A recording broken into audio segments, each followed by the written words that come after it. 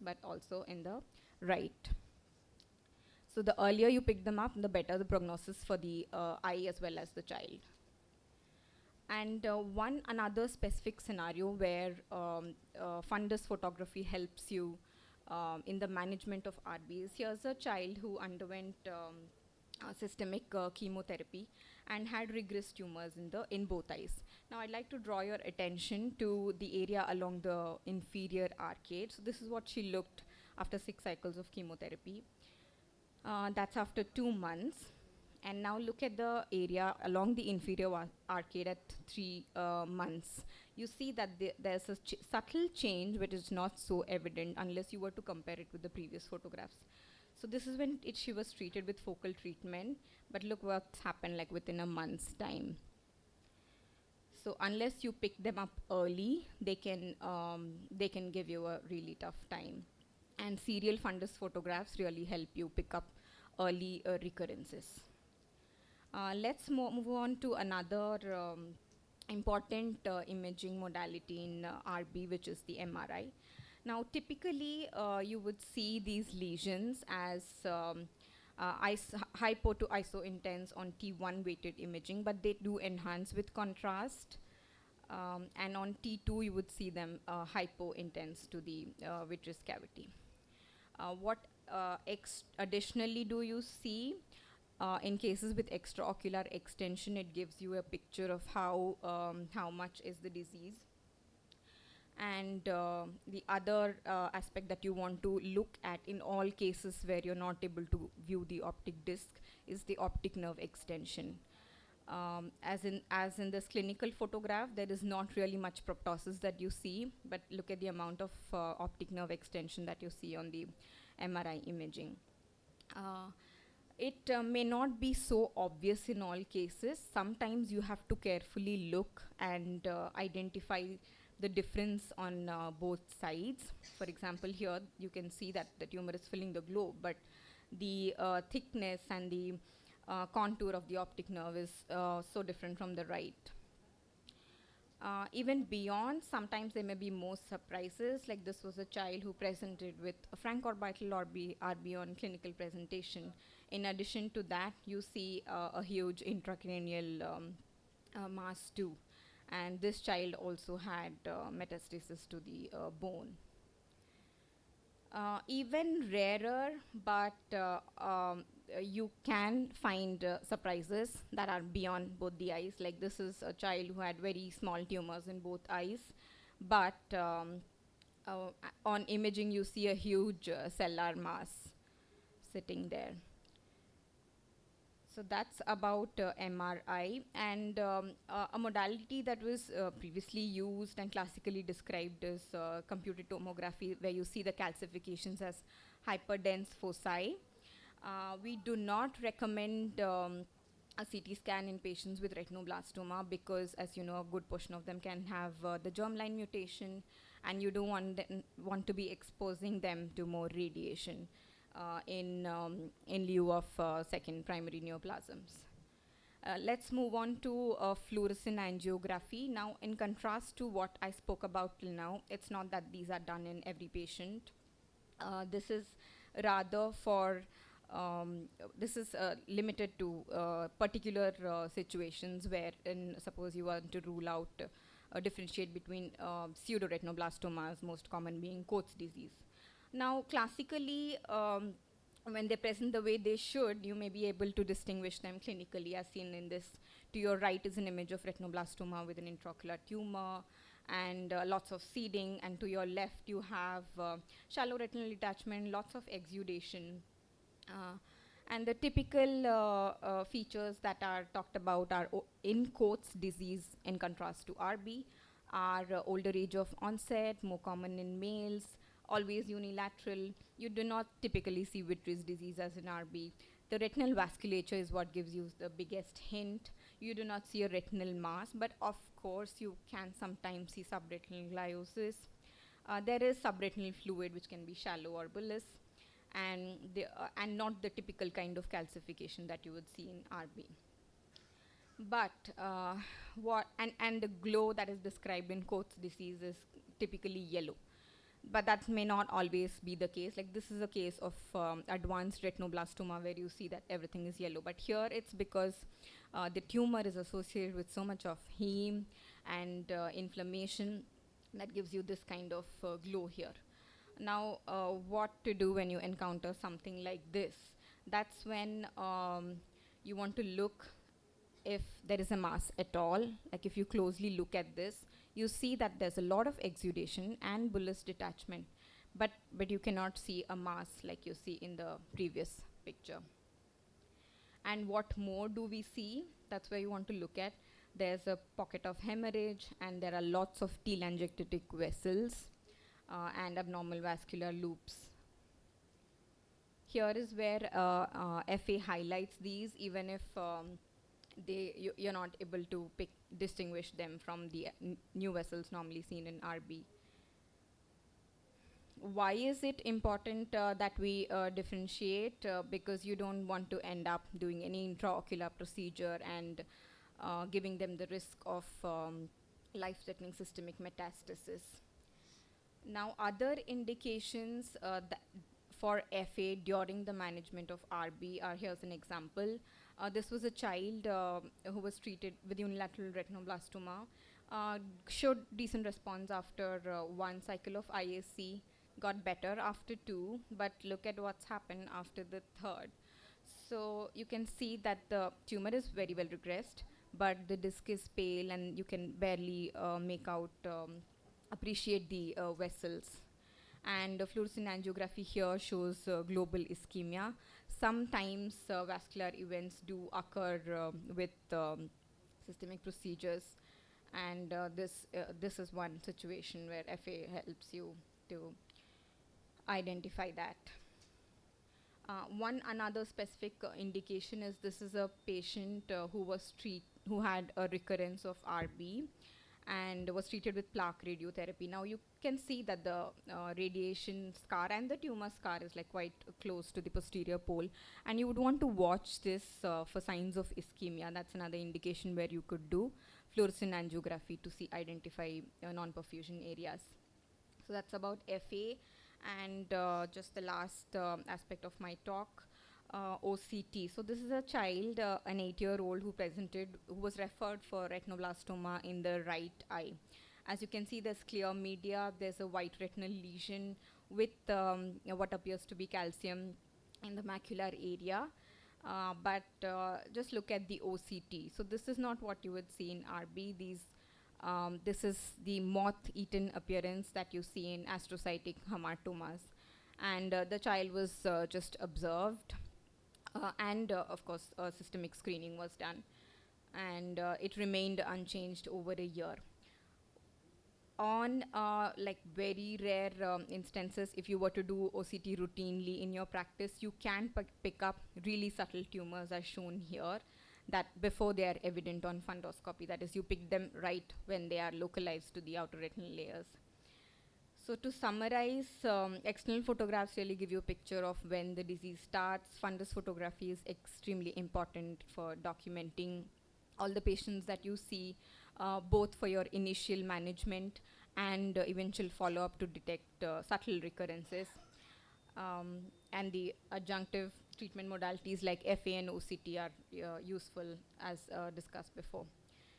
And then shall we go ahead? So we might not have, yeah, okay. All right. So I'll now call Dr. Deepti Kurian, Associate Professor at CMC Vellore, to take us to the next talk.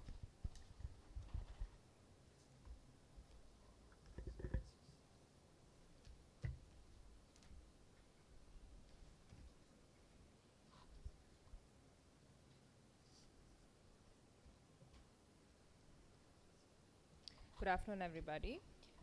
So all I'm here to say is that no learning is complete if we don't learn from our mistakes. So at the outset, I'd like to thank my mentors, Dr. Honavar and Dr. Shields, who's taught me everything that I know about ocular oncology and some great cases that I'm happy to share here with you. So we're all happy that retinoblastoma is one of the most curable cancers. Slides are not moving.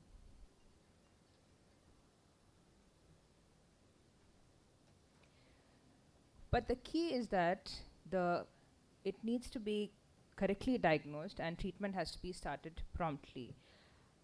So we heard from Dr. Vijita what retinoblastoma looks like, especially in all the imaging modalities, and we're familiar with what it is now. But it is also important to know some other lesions that can occur that can look confusing, that you might think is retinoblastoma. So it's always important to think, if it is not retinoblastoma, what is it? Is there anything atypical about these lesions that you're seeing? Am I missing any systemic condition? And who should I refer to? So my job real quick is to show you some cases of pseudoretinoblastomas and also some what to do's and specifically some what not to do's when dealing with these tumors. So this was a 6-year-old Caucasian boy who failed his vision test in the left eye and was found to have this retinal lesion. There's no family history of retinoblastoma. So what do you think? Is this a case of unilateral retinoblastoma? No seeds, so probably a group B. So ideally, one would plan intraarterial chemotherapy as the most, ideal treatment modality, or if not, affordable chemotherapy. So what do you think? So let's take a closer look before we make any decisions. It's not moving again. So when we look at the ultrasound, we see this echo-dense lesion, no real calcifications within. But look at the OCT, what you see here. Dr. Vijita briefly mentioned this. So you see these cavities within the tumor. These are microcalcifications with a typical moth-eaten pattern. Let me show you another image of the same lesion taken towards the edge of the tumor. Here you can see where the tumor is actually arising from, and you see that it is from within the nerve fiber layer. So arising from nerve fiber layer and moth-eaten pattern, this is very typical of retinal astrocytic hamartoma. And this is not retinoblastoma. Astrocytic hamartomas are benign glial tumors. They are unilateral in 85% of the cases. They can have subretinal fluid, cystoid macular edema, and cavities. And they can also have calcifications in 60% of the cases, at which it can be tricky and you might think it's retinoblastoma. So can retinoblastoma have cavities? This is a case of retinoblastoma. They can also have cavities, as you can see here, which is more evident in ultrasound and in MRI. This is an entity called cavitary retinoblastoma. But in these, the cavities are slightly larger and don't have the typical moth-eaten pattern. So coming back to astrocytic hamartoma. So here, astrocytic hamartomas are associated with tuberous sclerosis in 20% of the cases. So that is the importance of knowing about this entity, especially if you're a pediatric ophthalmologist and if you see cases of ocular tumors.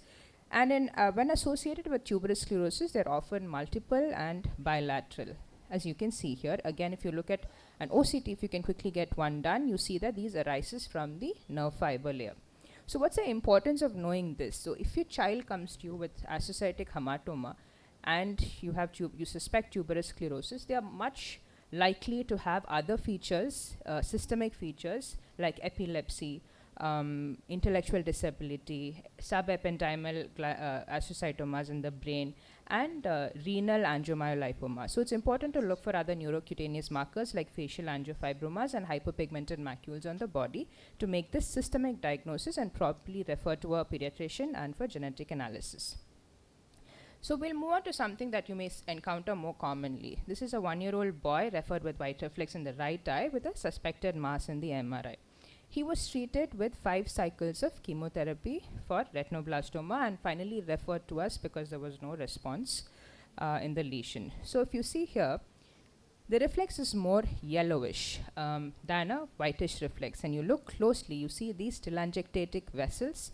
And if you look at the tips of those, you will see light bulb telangiectasia, as we call it. And this, as you may know, is typical of Coats disease. And in earlier stages of Coats, you can treat with cryotherapy and laser. Some may have really good response. In advanced cases, you may tailor your treatment more towards symptomatic management or cosmetic concerns. You may choose to enucleate and provide an implant and prosthesis. So the important thing is to look at the reflex and see whether it is a white reflex or a yellowish reflex. In coats, you normally find a xanthochorea or a yellowish reflex because of the dense exudates. In retinoblastoma, it's more of a white reflex or leukochorea. So this is a 14-year-old male, an older child with decreasing vision in the left eye with retinal exudates. Looks typical of Coats disease, but if you look closely at the periphery, you see this elevated retinal lesion. So there's a mass associated with it. Now this may confuse you. Do you think it's actually retinoblastoma or some kind of retinal tumor with associated exudate? No, so this is also Coats. If you look at the angiography, you'll see the typical telangiectasia, especially the light bulb telangiectasia. So the mass that you saw is actually a secondary vasoproliferative tumor, or VPT as we call it, which can be associated with inflammatory and exudative conditions of the eye. So this child was treated successfully with cryotherapy and argon laser photocoagulation to areas of non-perfusion, and he did very well. So some associated features in Coats, which is a common condition and important for everybody to know, can throw you off. So this is also a case of Coats, but if you look carefully, there is a cystic lesion over there. So these are subretinal cysts, which again can be more evidently seen on ultrasound and on CT scans, and this can coexist with Coats disease. Now, I'd like to thank Dr. Vijita, Dr. Kalliki, and the LBP team for sharing this case with me. This patient presented to the LB Prasad High Hospital. This is a 4-year-old boy with blurry vision in the right eye, and fundus shows this mass at the fovea. So you see here, again, telangiectatic vessels and exudates around this mass. So you would think Coats, but what about this mass? You see a mass with Coats right at the center and the macula. So if you look at the ultrasound, you see the elevation, echo dense, no calcifications. And if you look at the OCT, you actually see the lesion to be under the retina. It's a subretinal nodule lifting the retina up. So this is a gliotic nodule, which also can be associated with Coats disease because of chronic inflammation. Again, the bottom line here is when you see all of these, not retinoblastoma does not require chemotherapy like the first child that I showed. Now here's an 8-year-old boy who was referred to us with white reflex nasally to see if it is retinoblastoma or not. But before this child presented to us, the child had actually been through a lot. So if you see, this child has these corneal sutures. He had undergone iris cyst excision. I don't know if a biopsy was sent. Later, he was found to have neovascular glaucoma. He underwent a glaucoma drainage implant. You see the implant over there with the tube in situ. If you look carefully, you see this vessel, so sentinel vessel going towards the infranasal limbus. Take a closer look, you see this lesion arising from the ciliary body. So it's important to know about this entity. It's slightly rare, but after retinoblastoma, the other intraocular tumor you think of in a child is a ciliary body medulloepithelioma. Now, it's important to know this because unlike retinoblastoma and Coats that you kind of get to see clearly or right at the posterior pole and it's quite evident, ciliary body medulloepitheliomas tend to be hidden because it arises from the ciliary body and it's not diagnosed till it's very late.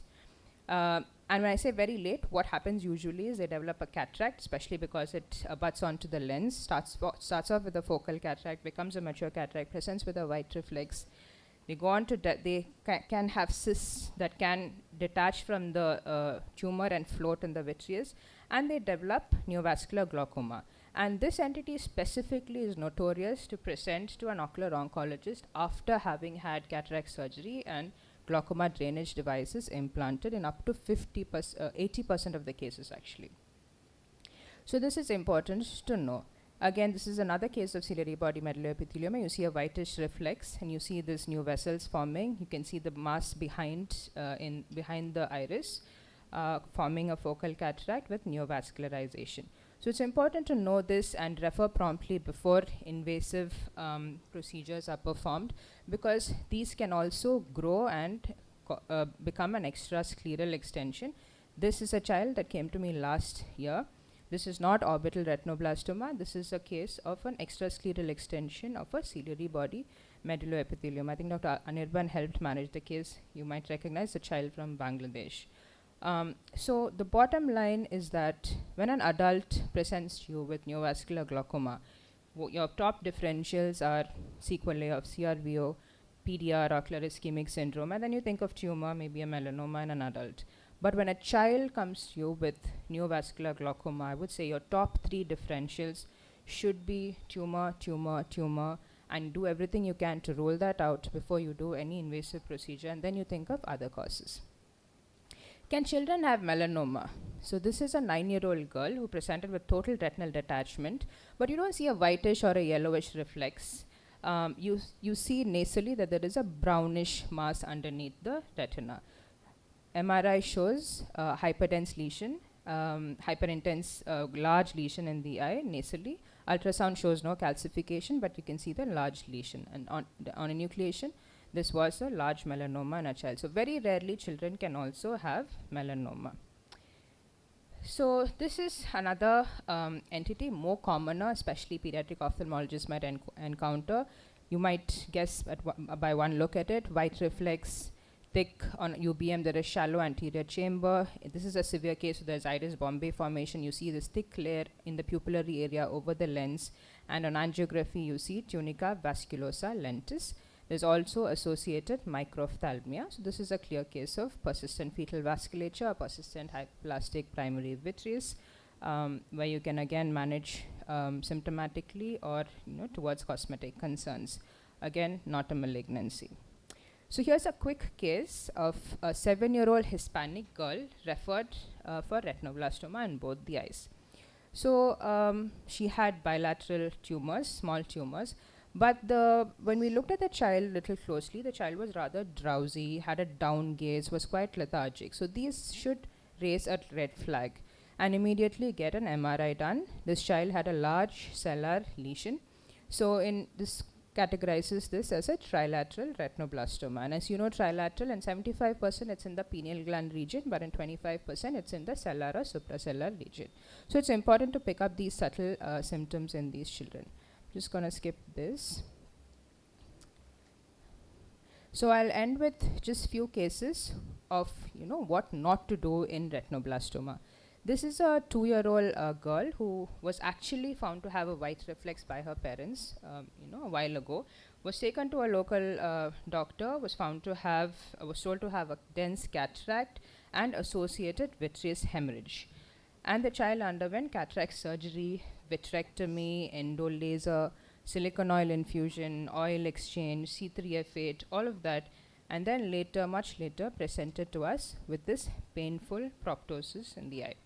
So if you see, there's corneal sutures from previous procedures, there is a hyperpion probably mixed with tumor, and you see this nodule over the sclera suggesting extrascleral extension of retinoblastoma. And also on CT, you can see calcifications within the eye, and she also had a posterior orbital extension of this tumor. Unfortunately, by the time the child came to us, she had large preauricular lymph node metastasis. She also had bone marrow metastasis. So this is a devastating case, and this should never happen. A similar child had a trivial trauma, was taken to a hospital because of blurry vision, was told to have traumatic uveitis, but as you can see, these are retinoblastoma seeds in the anterior chamber. And he was told that there's traumatic uveitis and vitritis, which was just not resolving with topical medication. And he was taken up for vitreous biopsy and Ozurdex implant. You can see the biopsy site, and that site needs to be watched very carefully, treated with cryotherapy. And on fundus examination, you see these tumor clouds with the Ozurdex implant, which was not necessary, and it is just a misdiagnosis. So these kind of things should not happen when you see a child, because normally a child, you can have vitreous hemorrhage in newborns, but a normal child normally will not present with cataract associated with vitreous hemorrhage, and uveitis just is not resolving just because of a trauma. So these should raise red flags. So we all know that when in doubt, we always should ask or refer, but with children with ocular tumors, all of us, general ophthalmologists, oncologists, retinal surgeons, pediatric ophthalmologists, we should all remember that when in doubt, we should not risk life. Thank you.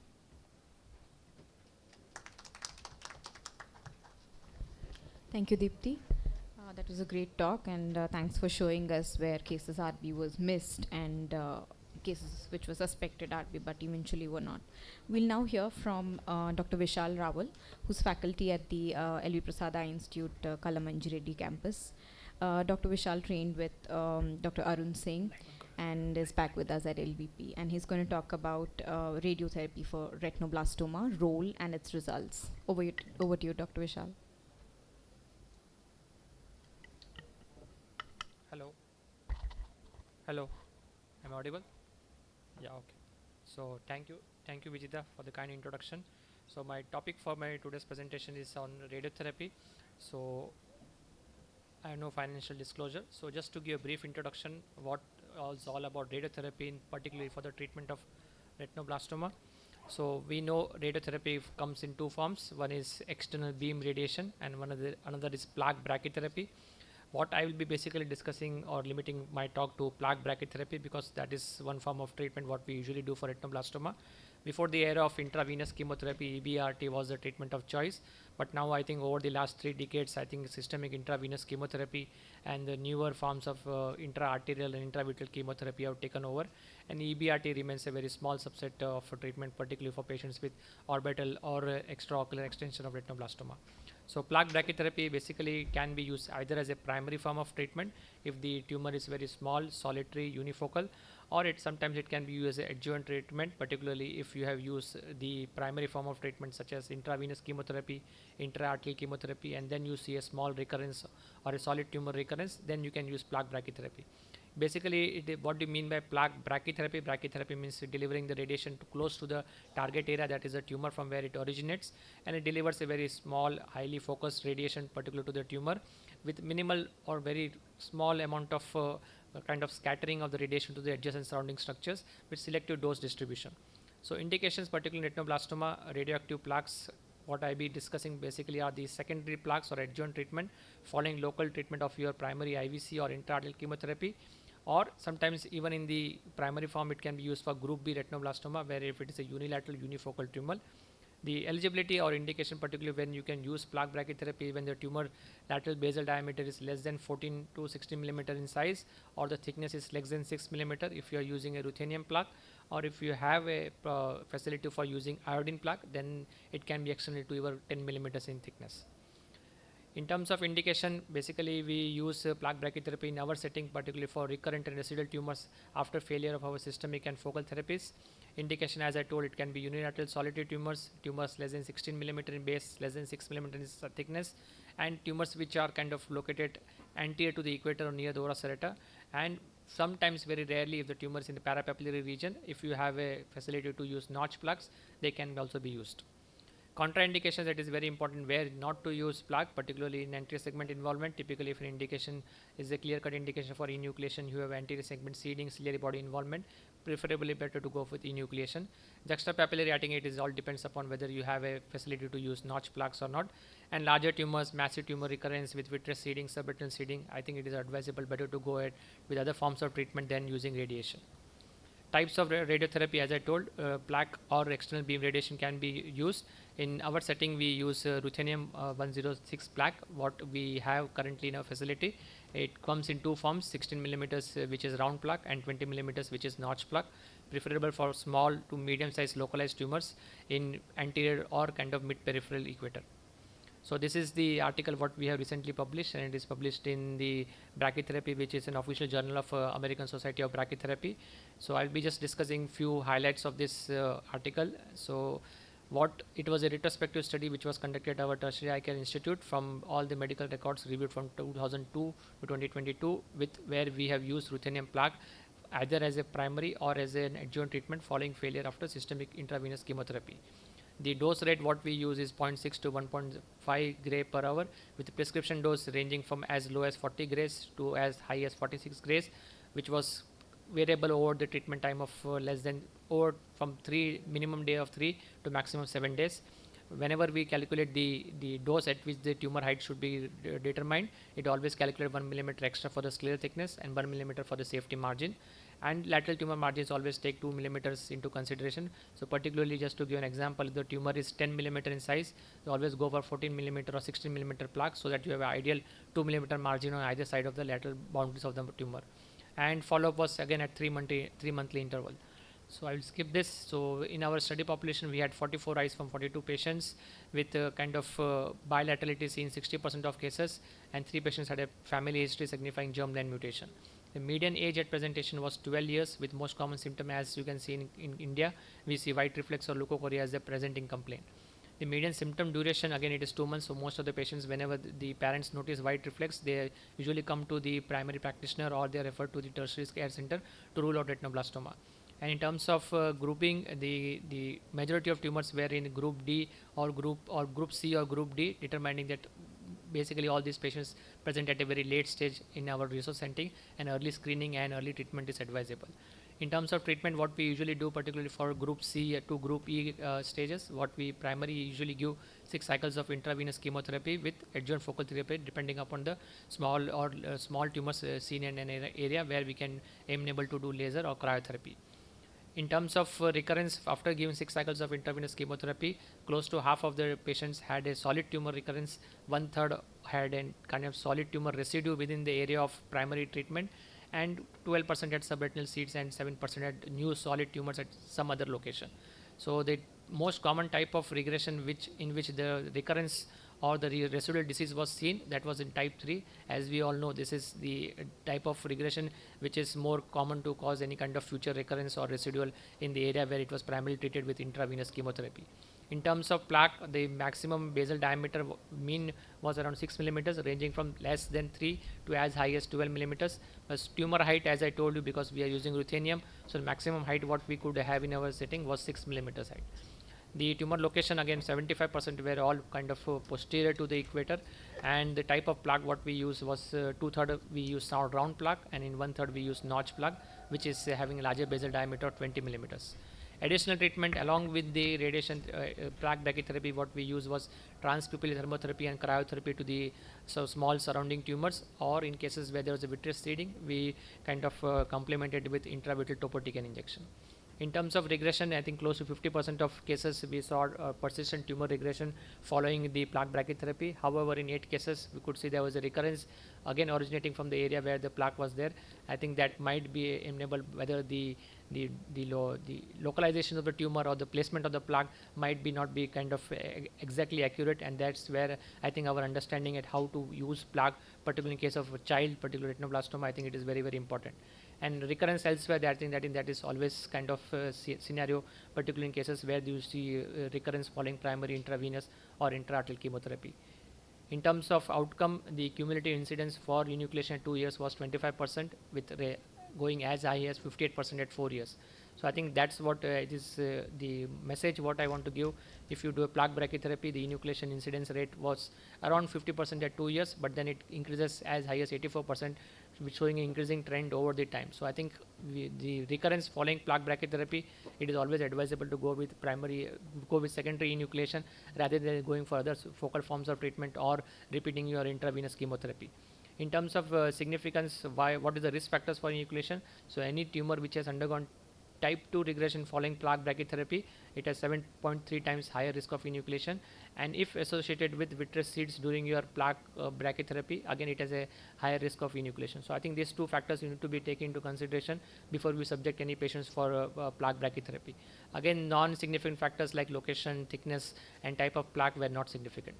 In terms of complication, it is very important, I think, whenever we use plaque brachytherapy in early post-op, if there is a neovascularization or there is a vitreous hemorrhage, I think what is advisable that you should not use plaque brachytherapy. But in late radiation-related retinopathy, usually happens close to around 6 months to 12 months down the line, and what you should be looking, particularly if the tumor is at the posterior pole or near the optic disc, optic neuropathy, radiation retinopathy, and cataract are something what you need to look for. So final outcome in our study, out of 100%, close to 1/4 of patients had a final visual acuity of more than 20/200, with only 10% of them achieving 20/60, which is kind of very good. What is the take-home message from our study? The crucial 7 months post-treatment is most important, because most of the recurrences, even after plaque brachytherapy, happens in that critical time window period. So you need to be very kind of diligent in noting this and making sure that you don't miss out any small solid tumors or recurrence, especially in the area where the plaque was done, or also not in the other areas. So the few case scenarios, this is a kind of 3-year-old child where you can see macular location of retinoblastoma, following 6 cycles of intravenous chemotherapy, beautifully regressed with type 3 regression. Again, after 8 months, you see nicely regression at the posterior pole, but you can see small solid tumor recurrence seen in the inferior nasal quadrant. After plaque brachytherapy, it kind of showed beautiful response in terms of flat chorioretinal scar and chorioretinal atrophy. Another case where you can see 6 cycles of intravenous chemotherapy beautifully responded, but 15 months down the line, you could see there was a recurrence both at the nasal quadrant as well as there was anterior chamber seeding. And for the nasal recurrence, what we gave plaque brachytherapy ruthenium, and you can see then again flat chorioretinal scar. For anterior chamber seeding, we injected intracameral chemotherapy, that is topotecan. Last case, again, after 6 cycles of intravenous chemotherapy, beautifully regressed, but then there was a recurrence for which plaque brachytherapy was done. This was a juxtapapillary tumor, but unfortunately there was again recurrence and we couldn't salvage the globe. The patient ultimately underwent enucleation. So to conclude, I would say ruthenium plaque brachytherapy is a valuable salvage treatment for retinoblastoma. It achieves good tumor control and globe salvage, particularly in selected cases. If your selection is good, you determine the lateral basal diameter and thickness of the tumor and the location of the tumor and your localization of the tumor during plaque placement. It is very, very important. If you take care of all this, I think you will achieve very good response to your plaque brachytherapy. And close monitoring is always advisable, particularly to look for recurrences not only in the area of the plaque but also other area, and look for early as well as post-op radiation-related complications. Thank you. Thanks, Dr. Vishal, for summing up the how and when of plaque radiotherapy. We'll now listen from Dr. Anasua about choosing the right chemotherapy. Dr. Anasua is faculty at the Kode Venkatadri Chaudhary campus, Vijayawada, LV Prasada Institute. And sorry about that. And she heads the campus as well. So all of you looking out to start your oncology practice, she would be the person to go to. She made intraarterial chemotherapy happen in the first one in the divided state of Andhra Pradesh.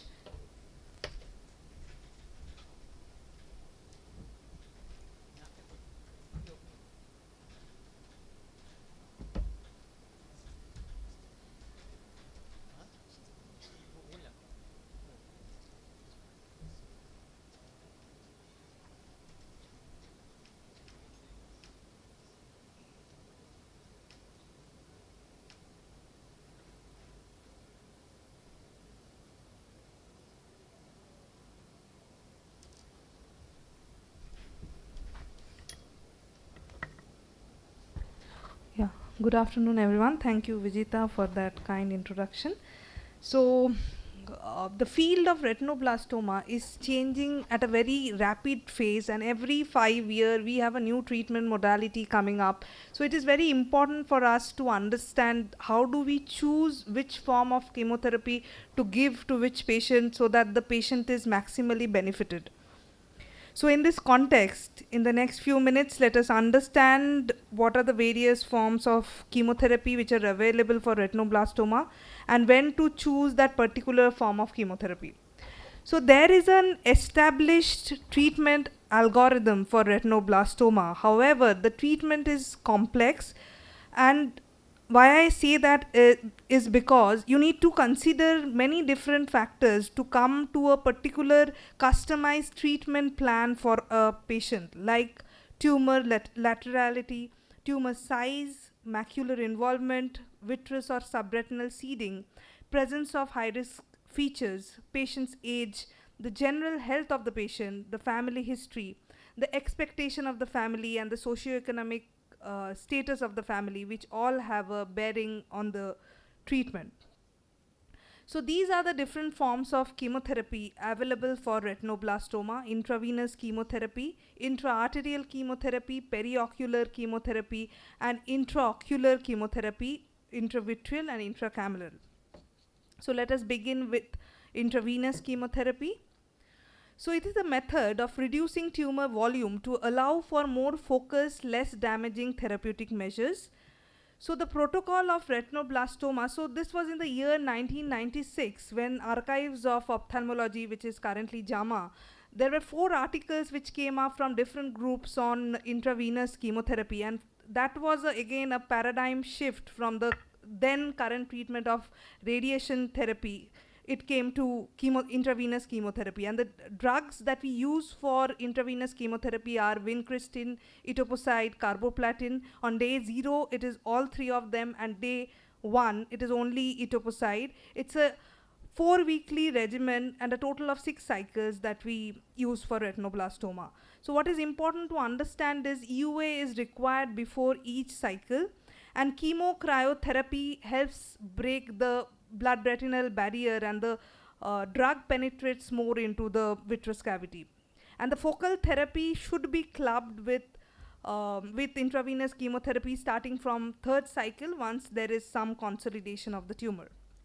So the principles of intravenous chemotherapy are that it shrinks the tumor regresses towards its source of vascularity, which is usually the arcade, so it goes towards the arcade, and the exudative RD also settles down. So this has been the standard of care in the early 2000s. Then it was replaced globally by intra-arterial chemotherapy, but for developing country like ours, intravenous chemotherapy is still the mainstay. So this is the standard dose and the high dose protocols we use at our center of vincristine, etoposide, and carboplatin. So this particular patient with a bilateral retinoblastoma, you can see the right eye and the left eye. The left eye also has total retinal detachment. So this is post 6 cycles of intravenous chemotherapy.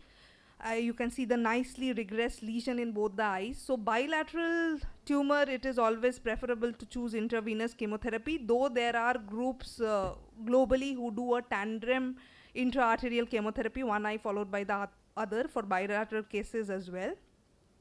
So high dose intravenous chemotherapy causes more systemic toxicity, bone marrow suppression, infection.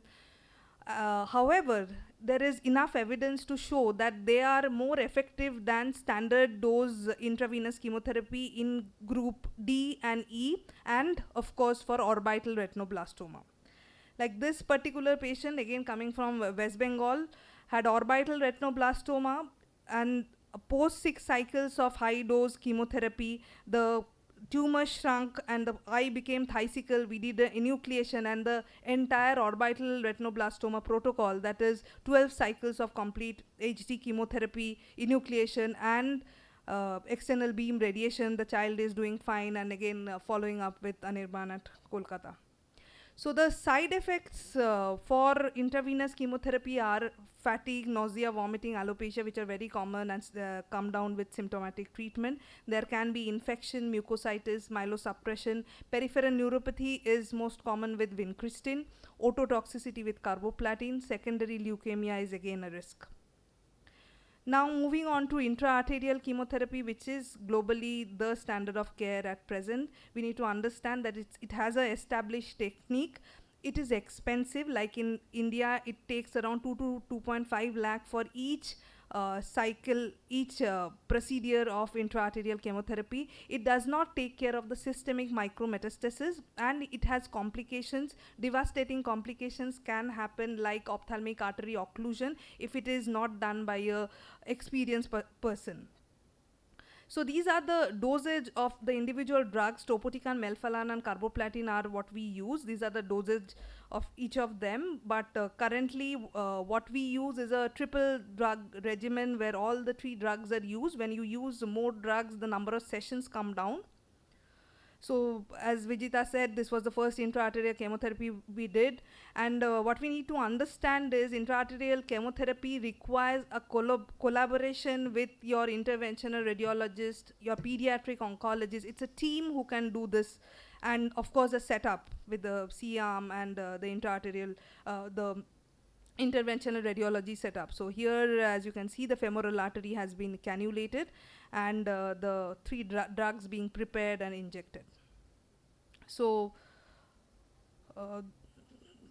a short video on the procedure. So through the femoral artery, under fluoroscopic guidance, the microcatheter is being introduced into the common carotid artery, from where it goes into the internal carotid artery, and from there into the ophthalmic artery. At the ostium of the ophthalmic artery, the drugs are being slowly injected, and it goes into the ophthalmic artery circulation and causes its effect, which is localized to the globe.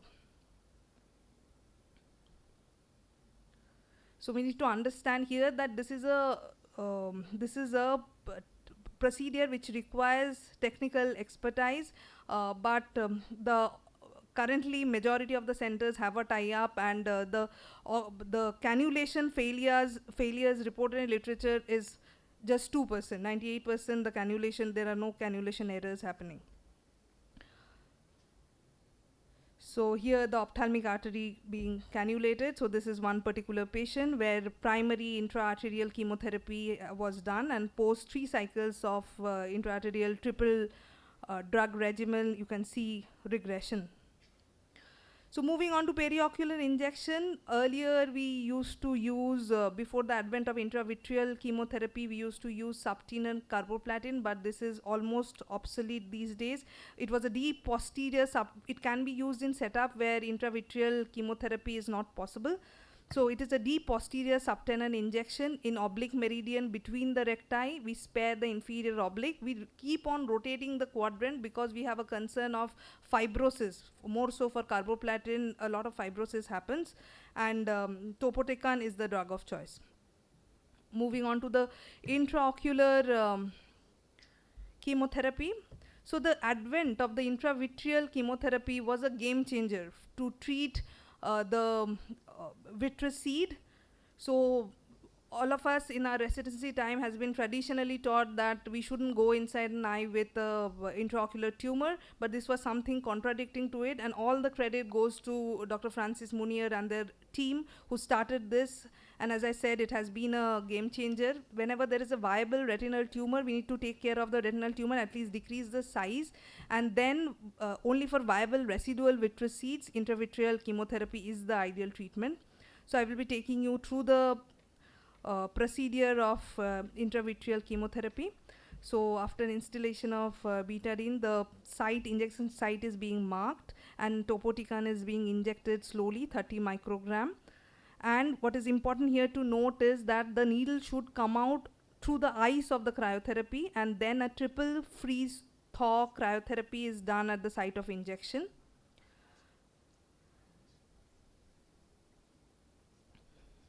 And this is at the end is followed by a jiggling of the globe so that the chemotherapeutic drug spreads into the vitreous cavity.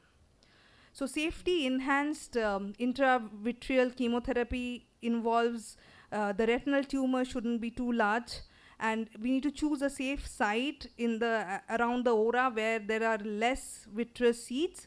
We need to inject with a thin gauge needle, either a 29 or a 30 gauge, exit through the eyes of the cryo, and the injection site triple freeze thaw cryotherapy needs to be done. Some people advocate death by water, which is nothing but just thorough flush of the area through which the injection is given to take care of any residual tumor cells there.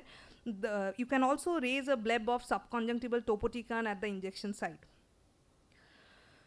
So intravitreal melphalan was what we used to use earlier, but there were increased chances of cataract, uveitis, more number of injections, and most importantly, we realized that there was a lot of retinal toxicity which was happening with intravitreal melphalan. These are pigmentary changes used to happen, causing decreased vision. So we have now all shifted to intravitreal topotecan, which has better efficiency. This recent meta-analysis from the Shields group showed that the enucleation rate was much less for topotecan compared to melphalan alone. So, and there is no retinal toxicity. So we have shifted to intravitreal topotecan. In cases which are refractory to intravitreal topotecan, these days we are started giving high dose topotecan around 100 microgram. And in cases refractory to them, we use a combination therapy of intravitreal topotecan along with melphalan, low dose melphalan, 10 or 20 microgram. So this is a patient, again a bilateral retinoblastoma, right eye group D, left eye group E. This was status post high dose intravenous chemotherapy 12 cycle. Left eye still had vitreous seeds that we could only take care with the intravitreal topotecan, and we could salvage the globe. So this is again a new kid in the retinoblastoma block. intracameral chemotherapy. Vijita will be taking you through the details. This is a patient with aqueous seeding. You can see this depository seeds in the anterior chamber, which nicely came down at 3 weeks after a single injection of intracameral topotecan 7.5 microgram. But it's very important to choose these cases of intracameral chemotherapy. So I will be finishing my talk with this story of this girl, Divyashri. She was 2 years old when she came to us with bilateral group E retinoblastoma. So the left eye was enucleated early because of the presence of high-risk features. For the right eye, we wanted to preserve the right eye. So even after 12 cycles of high-dose intravenous chemotherapy, there were residual for which orbital EBRT was also done. After that, for 1 year, there was no tumor. Again, to come back with this picture, there was tumor recurrence, for which we gave intraarterial chemotherapy 3 cycles. Even following that, there was vitreous seeds residual. We resorted to intravitreal chemotherapy, 2 such.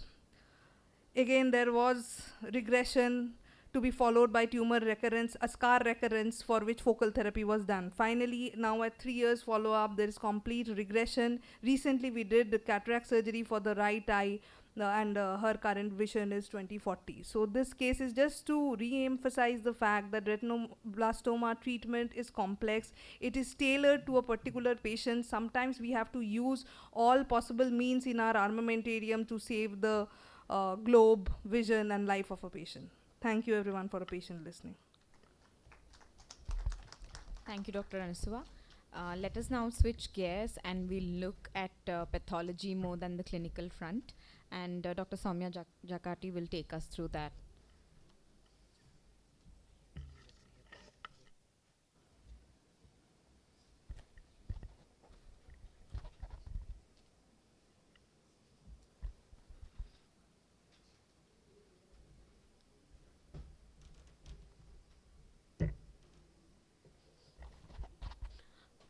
Good evening, everyone. So I would like to take you through the histopathology of retinoblastoma. What is the role of retinoblastoma in what is the role of histopathology in retinoblastoma? It confirms the clinical diagnosis. It's moving. It's required for staging and prognostication of retinoblastoma and to assess the treatment response. So this is how we see retinoblastoma. Once we take the central callet, which is the optic pupillary pupil axis, where we see this fleshy gray-white friable tumor occupying the globe. And this is on the scanner view where we see that the tumor occupies most of the globe, and this is a combined endophytic and an exophytic tumor. So retinoblastoma, based on the differentiation, it can be well differentiated with a lot of rosettes. It can be poorly differentiated with few minimal rosettes here and there, and mostly undifferentiated tumor. And this is how an undifferentiated tumor looks like, with a lot of apoptosis and mitosis.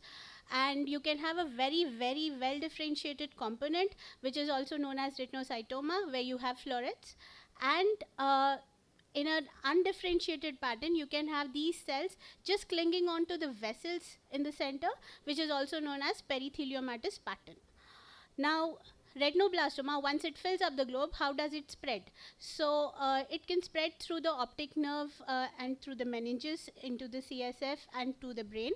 It can also have a direct extension into choroid and sclera and have an extrascleral extension into the orbit, or it can also come out through the trabecular meshwork into the Schlemm's canal and out of the globe. So the most important part of the specimen which is sent is the transected end of the optic nerve, and as you can see, you can have very well delineated cells, but often what we get is this kind of picture where the cells are crushed because we take a cut section of that end. And if you are doubtful whether these are inflammatory cells or they are RB cells, then you just run a synaptophysin which can highlight those tumor cells. Now, how do we look at the prelaminar, intralaminar, and the retrolaminar involvement of optic nerve? Now, in the optic nerve, you have a few fibers which are perpendicularly aligned to the axis of the optic nerve. Now, that particular area is lamina cribrosa. Fibers which are ahead of that is the prelaminar region, and behind it is the retrolaminar region.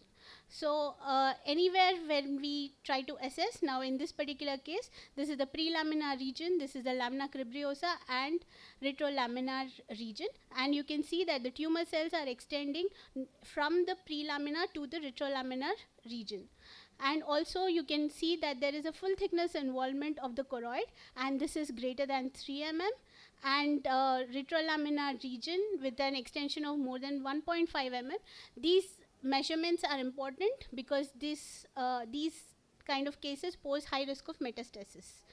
And also the choroidal involvement, how do you call it, focal or massive? Focal is when there is involvement less than 3 mm, and massive when the involvement is greater than 3 mm. And whenever you have a doubt that whether it's involved or not, you have to carefully look at the Brooks membrane, which is usually highlighted on a PAR stain. Just see if it is intact or there is any rupture of the Brooks membrane, and that will hint whether the choroid is involved or not. And this is how an extrascleral extension looks like, where the tumor cells directly pass through the sclera and is out into the orbit. And other questionable involvement or high-risk features include the iris involvement, where it can form like a membrane over the surface, or it can involve the entire stroma of the iris. Then ciliary body, whether it is involving the processes, whether it's involving the stroma or the muscle, you have to look into it.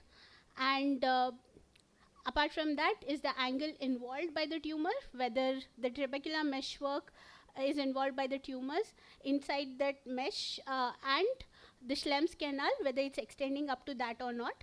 And also look for the aqueous seeds if they are present. Usually when you take a cut, you see that the angle and the deposits of the seeds are seen in that angle.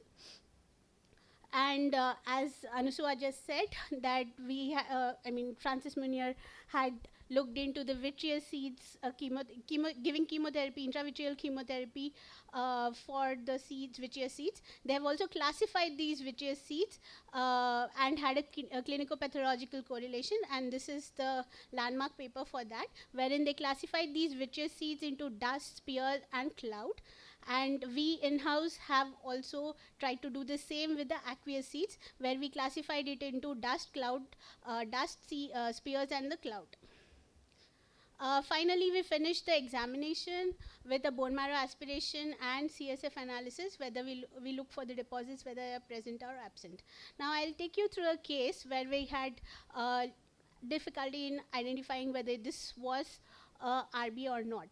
So this is a case of a 45-year-old lady presenting from East Godavari, Andhra Pradesh, had complaints of diminution of vision for 4 months. Left finger was counting fingers and pupil showed grade 4 RAPD.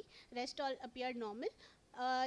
Now the left eye color fundus photo showed a creamy yellowish lesion arising from the retinal layers and occupying about 2/3 of the retinal quadrants. It was associated with exudative retinal RD, and there were about a few vessels which were seen over the surface, and optic discs and macula appeared to be involved in this particular case. And B scan showed a large hypoechoic lesion which was involving the retina, and it had more than 16 mm of basal diameter and 10 mm of height. So because this was a 45-year-old lady with this particular presentation, the consultant had thought that we have to undergo, we have to plan for a FNAB of that retrolental mass and decide based on the cytopathology and microbiology whether it was an infectious origin or a malignant origin. And a whole body PET-CT scan was done, and that showed hyperactive areas in the left eye and in the cervical lymph nodes.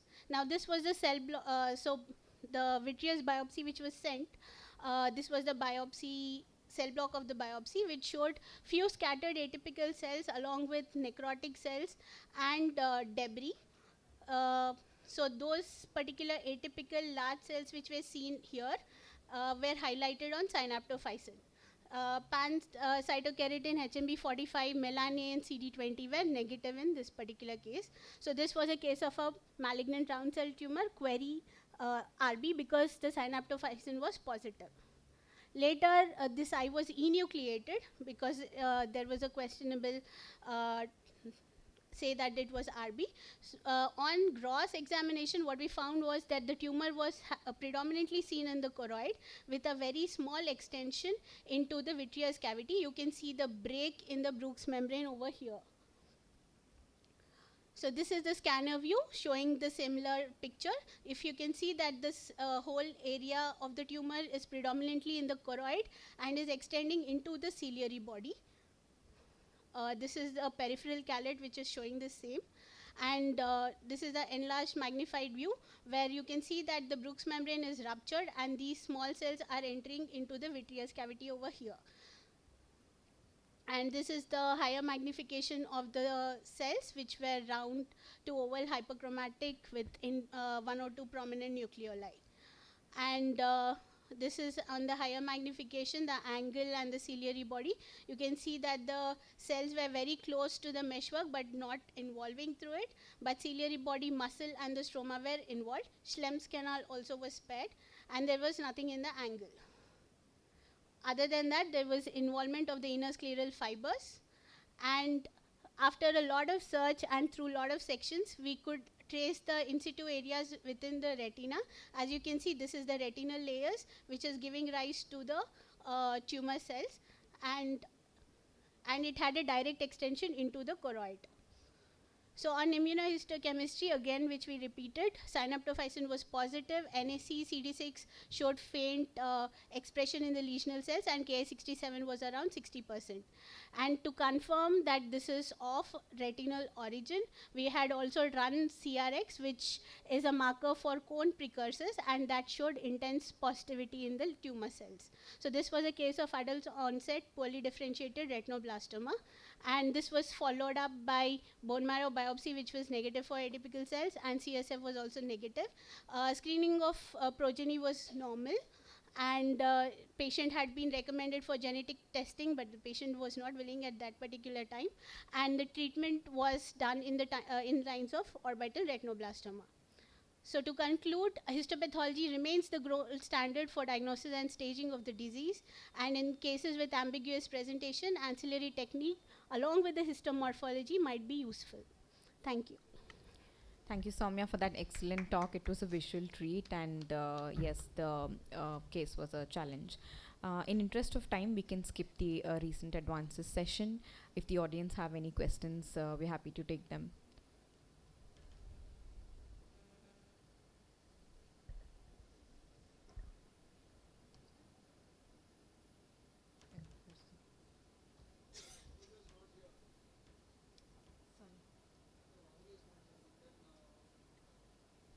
If it's about brachytherapy. Therapy, yeah. So we are seeing patients who are undergoing plaque brachytherapy, then going on to develop neovascular lesion. Okay, so as I showed in the presentation about FA, when you see subtle ischemic changes, or you see that it was a large tumor to begin with, and of course you would know like whether you've placed the diameter of the plaque that you had to place. It's good to put in a sector laser PRP when you see any signs of ischemia already before frank neovascularization develops. When do you do the angiography? How do you time the angiography? When So do you do it? we don't routinely do it in everyone, but as I said, that one case which I saw, which I was expecting it to be closer to the posterior pole, we would do that. There's no good time, but if you see CNP areas clinically or telangiectasia developing, that would be a good time. Or if you're seeing a lot of them, maybe you can look at it at every 2 months when you see them, and then put in, because in melanomas where they use a lot of radiation, it is done routinely in some practices. Thank you. Yeah. If there are no more questions, we can wind up.